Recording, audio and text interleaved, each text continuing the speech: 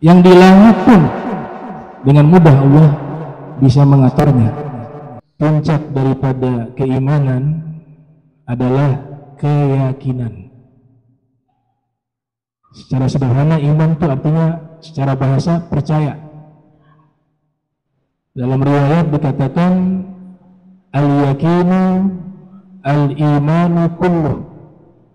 Yakin itu adalah seluruh keimanan, kata Nabi kita Muhammad SAW.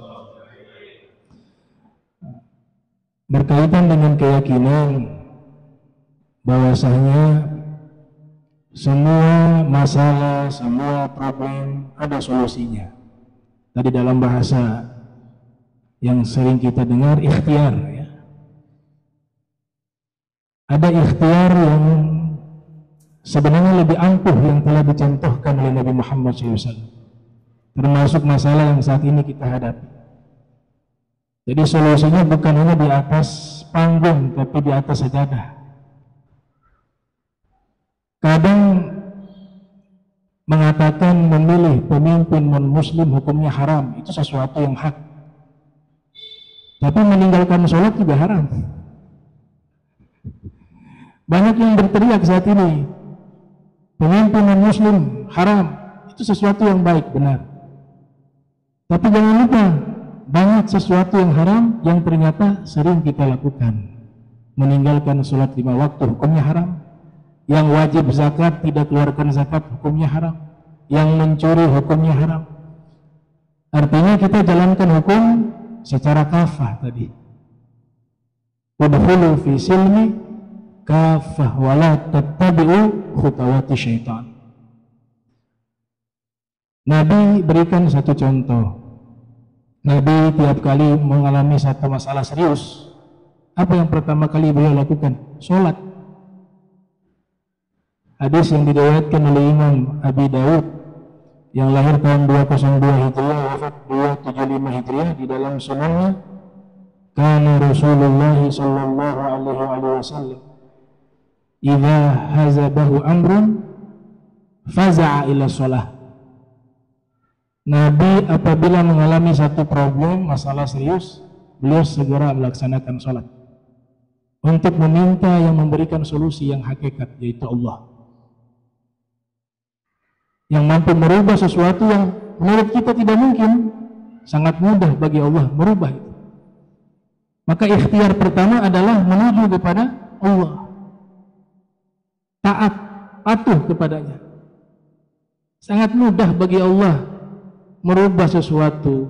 Jangankan makhluk yang hidup di bumi, yang di langit pun dengan mudah Allah bisa mengaturnya. Maka kita dekati kepada yang mampu merubah itu secara hakikat, Allah Subhanahu wa ta'ala.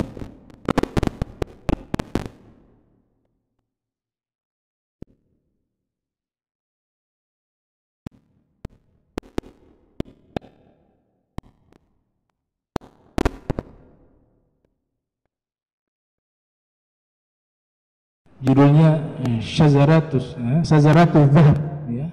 Syazaratus Zahab. Beliau riwayatkan tokoh intelektual muslim Ibnu Sina.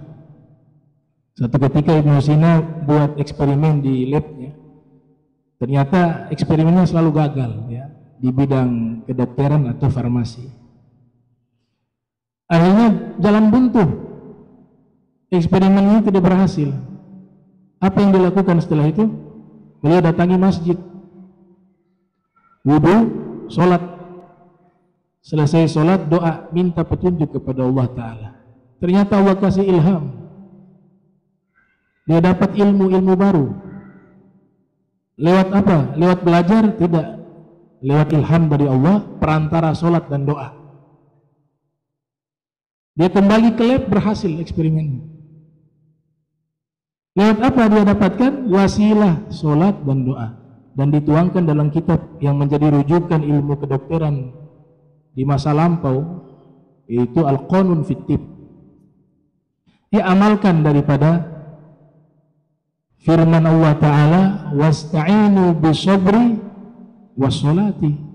Kalau minta tolong sama Allah, lewat perantara kesabaran dan sholat. Dan juga dalam hadis Nabi katakan, doa selesai sholat mustajab. Tapi zaman sekarang ditinggal, bahkan dikatakan bid'ah.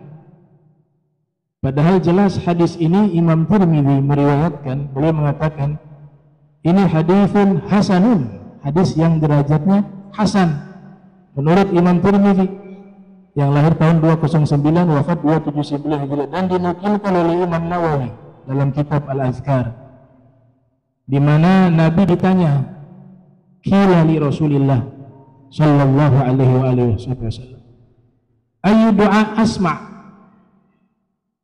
waktu kapan doa itu didengar oleh Allah, menggunakan isim tafdhil ya, paling didengar oleh Allah. Maka Nabi menjawab, jauful lail al-akhir, di tengah malam yang akhir itu mustajab. Kemudian Nabi lanjutkan, duburu sholawatil maktubah, di penghujung sholat 5 waktu mustajab. Nah, Nabi contohkan cara menyelesaikan masalah lewat jalan terbaik, mengadu kepada Allah.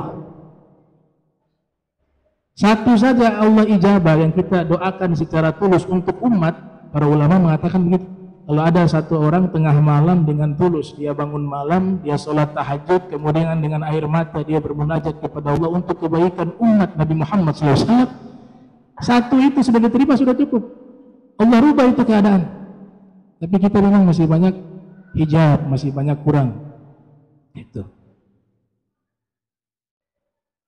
sehingga dikatakan sholat menjadi perantara meminta tolong kepada Allah, tapi dia dan doa juga tentu ada tata cara gitu.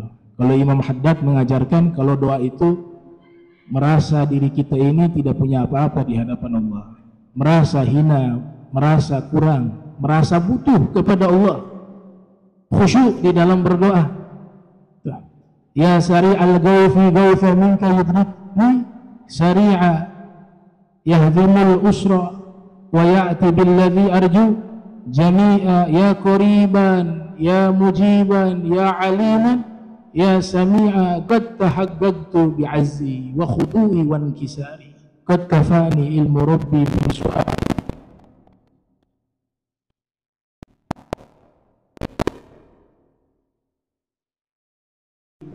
Wa biwadil fadli aakif fa'adim rabbi wukufi wa lihusni zanni lazim fahuwa khilli wa halifi wa anisi wa jalisi tuda layli wan nahari qad kafani ilmu rabbi min su'ali wa ikhtiyari hajatan fi nafsi ya rabbi faqdiha ya khaira badi wa arih sirri wa qalbi min ladaha wa syuwadi fi sururin wa humurin wa idha ma kunta radi falhana wal wastuhali wasyiari wadithari.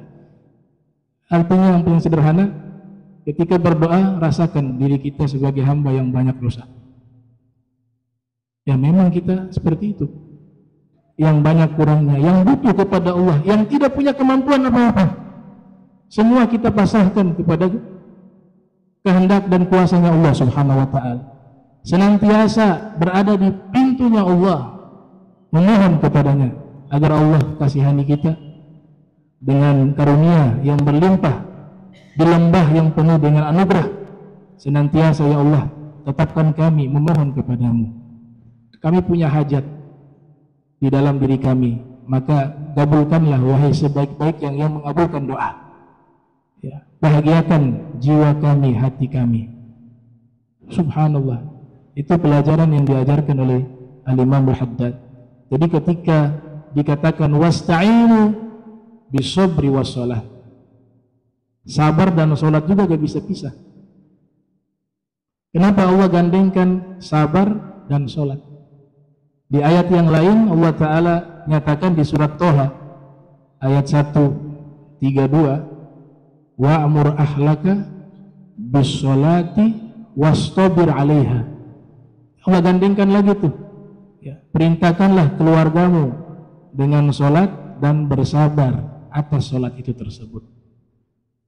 Imam Fakhri Ar-Razi mengatakan ketika ayat ini turun, Nabi Muhammad sallallahu alaihi wasallam berbulan-bulan ketika tiba waktu subuh mendatangi rumah putri beliau Sayyidah Fatimah dan Imam Ali untuk membangunkan mereka sholat. Padahal hakikatnya rumah ini gak pernah tidur tengah malam. Bukan Nabi bangunkan karena mereka sedang tidur, ya, tapi bayanan dihadil ayat. Nabi ingin menerangkan ayat ini, perintahnya mas'uliyah, tanggung jawab bagi kita.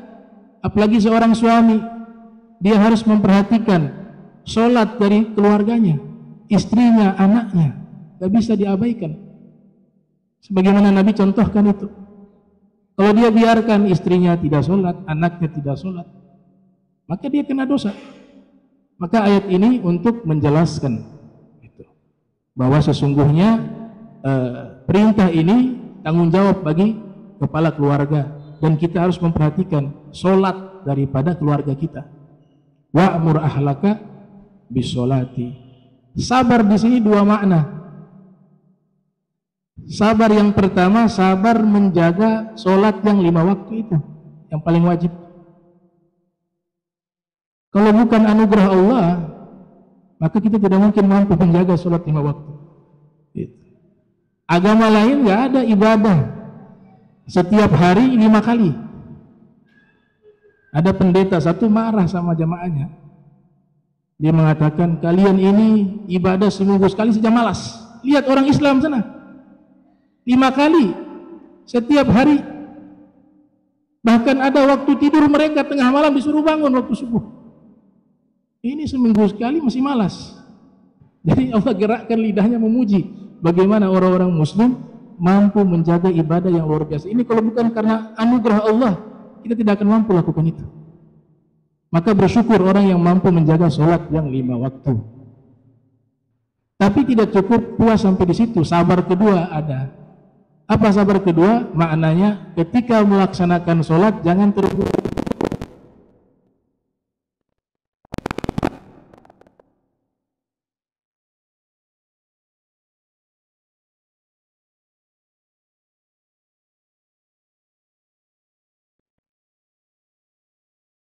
Kedua adalah sabar di dalam pelaksanaan sholat, gitu. Jangan tergesa-gesa.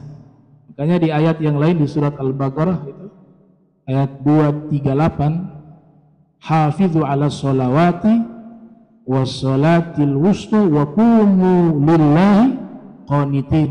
Jagalah sholat-sholat tersebut, sholat wajib dan sholat pertengahan. Kalau sholat pertengahan, tafsiran dari Imam Malik yang lahir tahun 93 wafat 179 Hijriah, dan tafsiran dari Imam Syafi'i yang lahir 150 wafat 204 Hijriah, mereka mengartikan sholat fajar. Sholat pertengahan itu sholat subuh.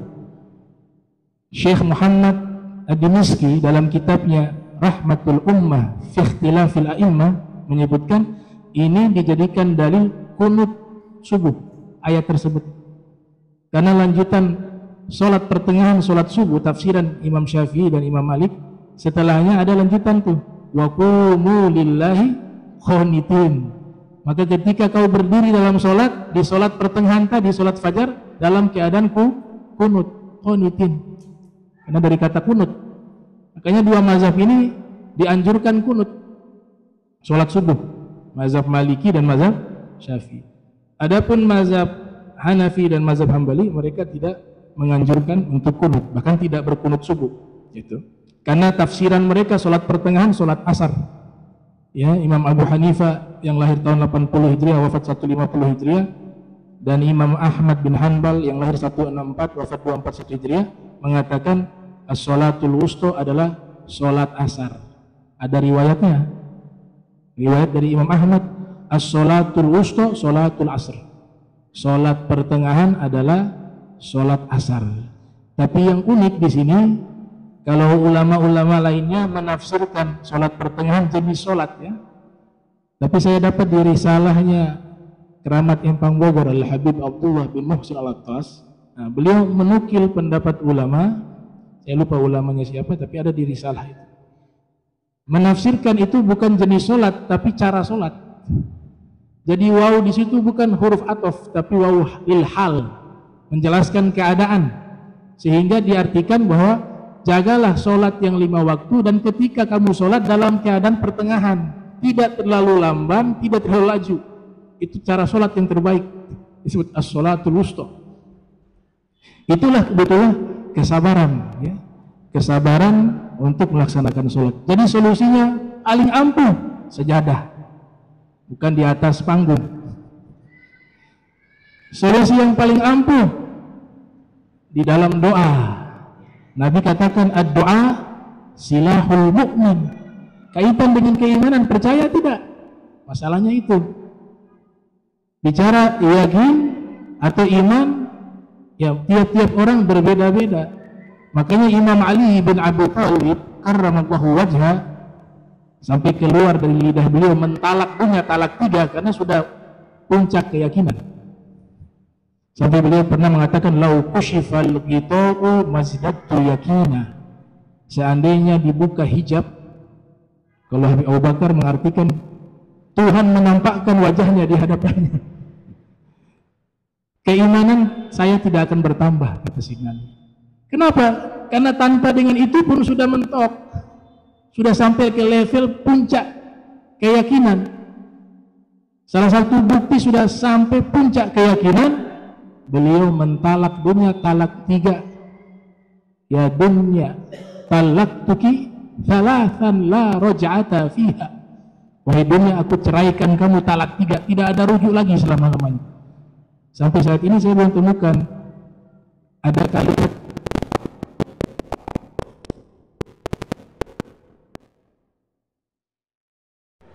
sudah talak 3. Kenapa? Sudah tahu hakikat. Kok bisa tahu hakikat? Karena imannya sudah mencapai level tertinggi, al-yakin.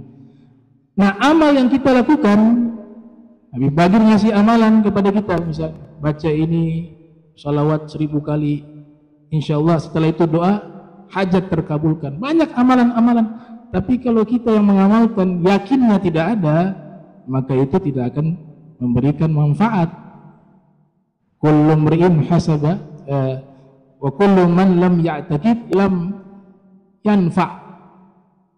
Semua yang mengamalkan amalan dan tidak yakin, amalan itu tidak bisa memberikan manfaat. Jadi korelasinya dengan keimanan. Nah, insya Allah. Jadi kalau paling terbaik sebentar malam tuh bangun tahajud, kemudian doa, mengguncang arsy kalau doa kita semua diterima oleh Allah Subhanahu wa taala. Jangankan merubah ini pemimpin, bisa merubah ini alam juga dengan doa kita. Ya, yang tadinya musibah mau diturunkan, sebab kita doa tengah malam, minta kepada Allah, bisa Allah angkat. Apalagi hanya hal-hal yang seperti ini, sangat mudah bagi Allah. Innama amruhu idza arada syai'an ay yaqula lahu kun fayakun. Wa lakum minkum assalamualaikum warahmatullahi wabarakatuh.